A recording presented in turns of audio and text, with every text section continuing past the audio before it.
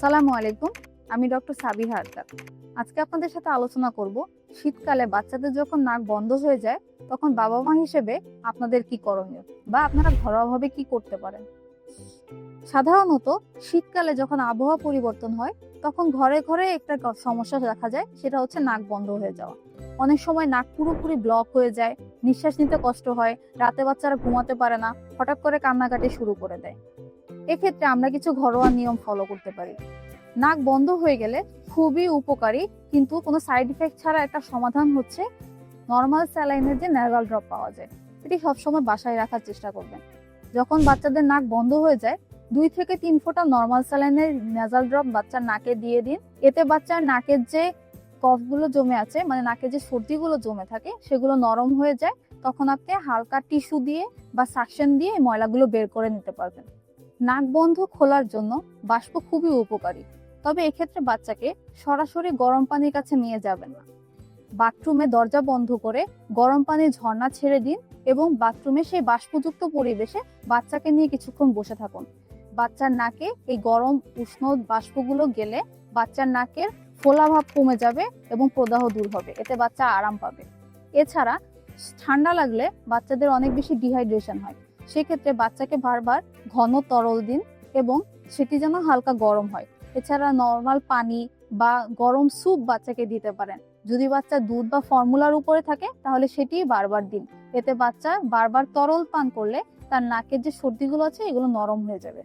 শিশুর সর্দি বা কনজেশনের সময় তেল মালিশ বাচ্চাদেরকে খুব উপকার করে। এ সময় যে কোনো হার্বাল অয়েল একটু গরম করে বাচ্চার বুকে, পিঠে এবং পায়ের তালুতে মালিশ করলে বাচ্চারা খুব আরাম পায়। এতে বাচ্চার শরীর গরম হয় এবং সে খুব তাড়াতাড়ি আরাম করে ঘুমাতে পারে।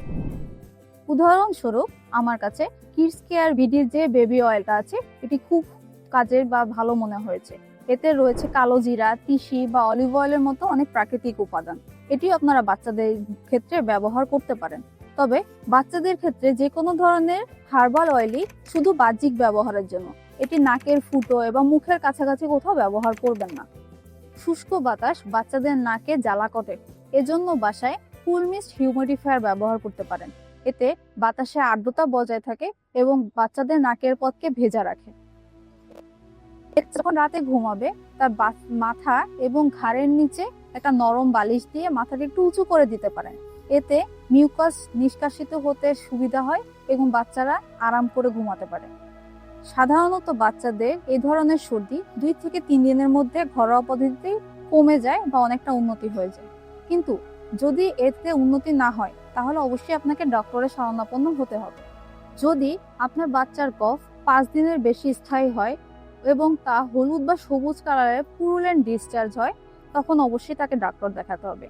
এছাড়াও বাচ্চার যদি জ্বর থাকে 102 বা তারও বেশি, বাচ্চা যদি একদম নিস্তেজ হয়ে পড়ে, খাওয়া দাওয়া বন্ধ করে দেয় এবং তার কাশির সাথে যদি তার শ্বাসকষ্ট শুরু হয় তাহলে অবশ্যই আপনার বাচ্চাকে ডক্টরের কাছে নিয়ে যান।